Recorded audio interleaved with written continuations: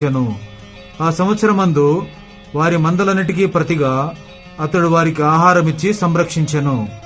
ఆ సంవత్సరము గతించిన తరువాత 2వ సంవత్సరంలో వారు అతని యొద్దకు వచ్చి, ఇది మా ఏలిన వారికి మరుగు చేయము, ద్రవ్యము వ్యయమైపోయెను, పశువుల మందలను ఏలిన వారి వశమాయెను. ఇప్పుడు మా దేహములను మా పొలములను తప్ప మరి ఏమియూ ఏలిన వారి సముఖమున మిగిలియుండలేదు. నీ కన్నుల ఎదుట మా పొలములను మేమును నశింపనేలా ఆహారమిచ్చి మమ్మును మా పొలములను కొనుము. మా పొలములతో మేము ఫరోకు దాసులమగుదుము.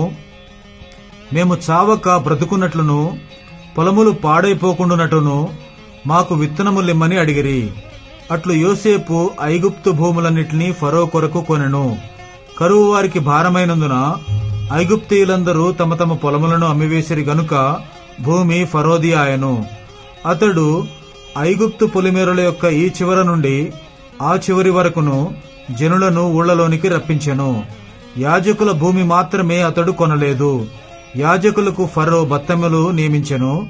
ఫరో ఇచ్చిన బత్తెముల వలన వారికి భోజనము జరిగెను గనుక వారు తమ భూములను అమ్మలేదు.